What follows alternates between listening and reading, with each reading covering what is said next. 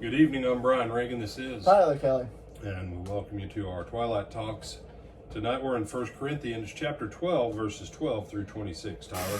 For as the body is one and has many members, but all the members of that one body, being many, are one body, so also is Christ. For by one Spirit we were all baptized into one body, whether Jews or Greeks, whether slaves or free, and have all been made to drink into one Spirit.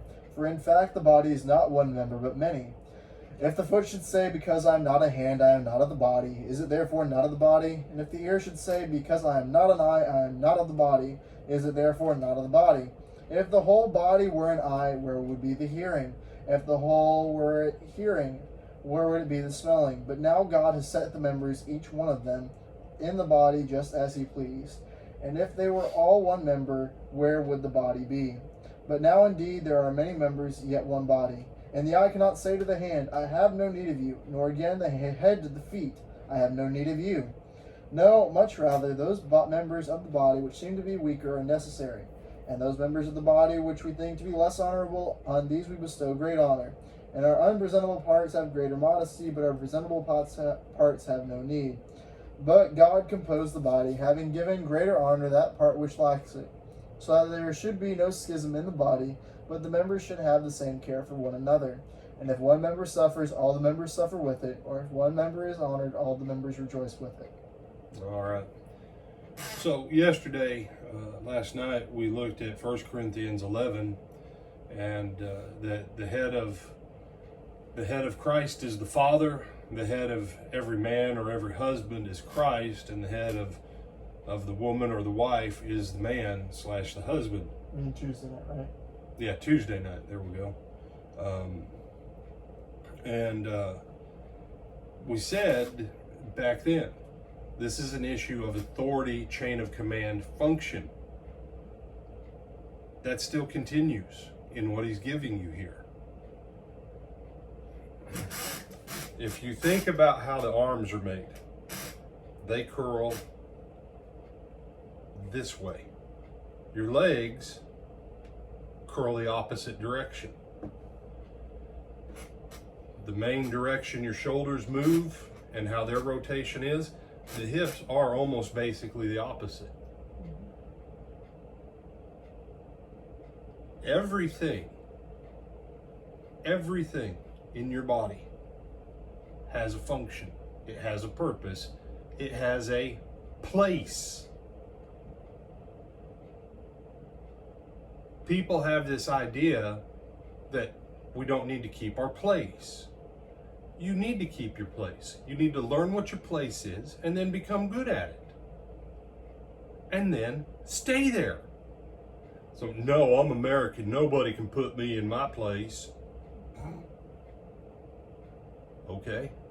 Well, then when you're not useful for very much for God, don't be surprised. So what part of the body do you think you are then, Brian, if you think you're so special? I don't know. I might be a thumb. I don't know. Don't care.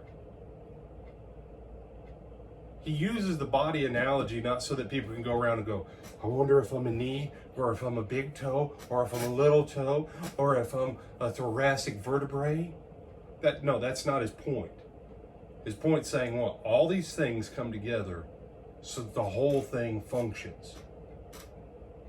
There's elders, there's evangelists, there's deacons, there's teachers, there's all these different things. He said just before this, there's a variety of ministries. There's a variety of gifts. He says no one person has all of them. But what ones you have, those are what you bring to the table for the benefit of the whole. And the sooner that people would get this figured out,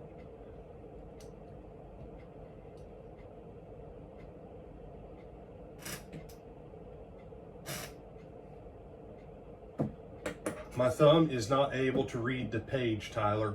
Shocker.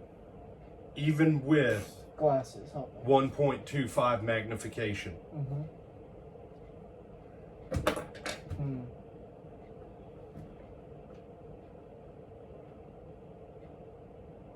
My eyes can't pick up a pencil. You're right, they can't. I can't pick up that book over there either. I'm disappointed. Did you use your eyes to try and grab I it? did. It didn't work. Amazing. You know, the sooner that we get over our Americanism, the quicker we can become better at being Christians. Yeah, being American really messes up being a good Christian. But being a good Christian will make you a better American. Mm-hmm.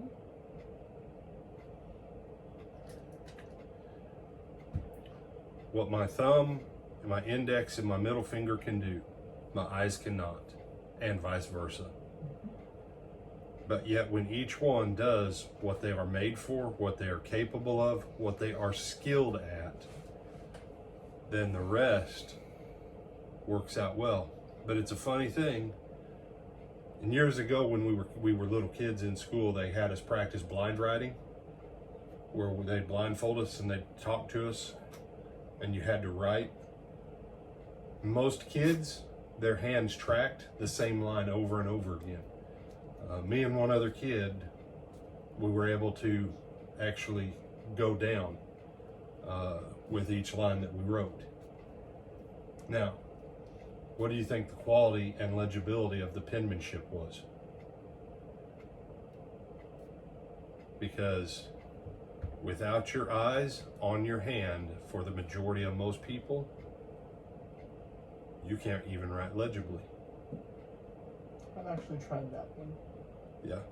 How well did it work? Oh wait, don't answer that because I've seen your regular handwriting. It was basically the same. All right. Because yes, I don't have great penmanship, but I kept it fairly consistent. It was slightly worse than my already not so great one, but it was at least still, you could tell it was my name. So that I'm going to assume would be an improvement on these people that you knew.